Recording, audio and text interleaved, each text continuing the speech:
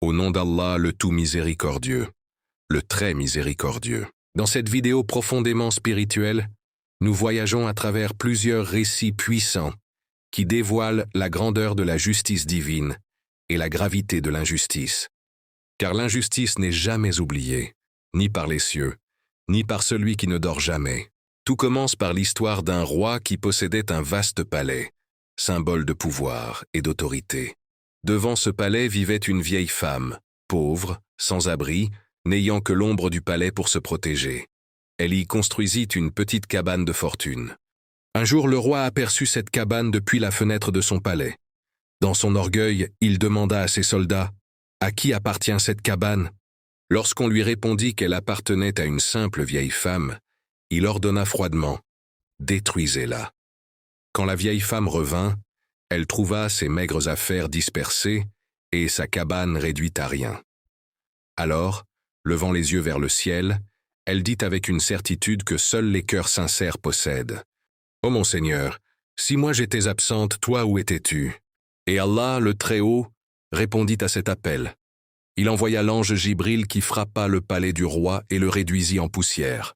Ainsi se termine l'histoire du puissant qui croyait pouvoir agir sans rendre de compte. Puis vient la parole de Suleyman, alayhi salam, lorsque, montant sur le minbar pour prêcher, un homme pauvre s'approcha et lui dit « Ô Suleyman, crains le jour du jugement. » Et lorsque Suleyman descendit, il lui demanda « Qu'est-ce donc ce jour du jugement ?» Le pauvre répondit « N'as-tu pas entendu la parole d'Allah ?» Alors un crieur s'écriera « La malédiction d'Allah sur les injustes. Ce rappel traverse les siècles, car l'injustice peut sembler légère ici-bas. Mais elle pèse lourd dans les cieux. » Nous plongeons ensuite dans l'histoire d'Ar-Rachid, un homme riche, honoré, entouré de serviteurs, vivant dans le luxe. Mais un jour, son monde s'effondra. Il fut emprisonné avec ses fils, humilié comme jamais.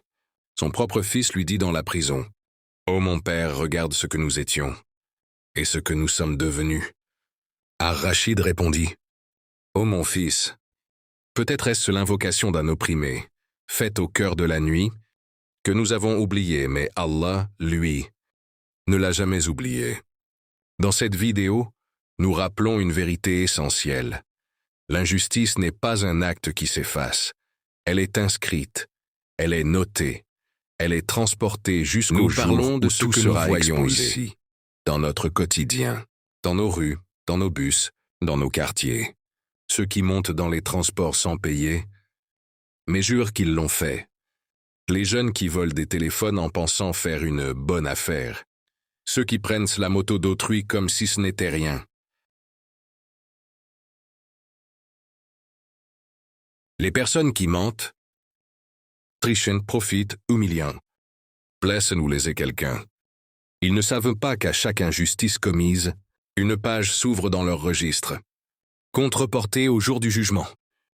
Car peut-être que ce soir, pendant que tu dors paisiblement, une personne que tu as blessée déploie son tapis de prière et dit « Ô Allah, fais justice entre moi et lui. » Et cette invocation, sache-le, ne reste jamais sans réponse.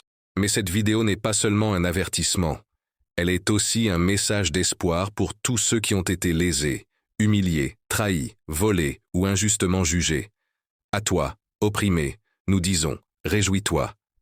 Car si ton droit ne t'a pas été donné ici-bas, Allah l'a simplement reporté. Ton affaire sera réouverte devant le juge des cieux et de la terre.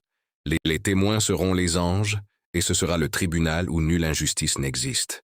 Ce jour-là, tu sauras que celui qui a trouvé Allah, qu'a-t-il perdu? Et celui qui a perdu Allah, qu'a-t-il trouvé? Si vous avez aimé cette histoire, n'hésitez surtout pas à vous abonner à la chaîne. Mais en attendant, aimez, partagez avec vos amis et familles, et à très bientôt pour une nouvelle histoire qui nous ramène vers Allah le tout miséricordieux.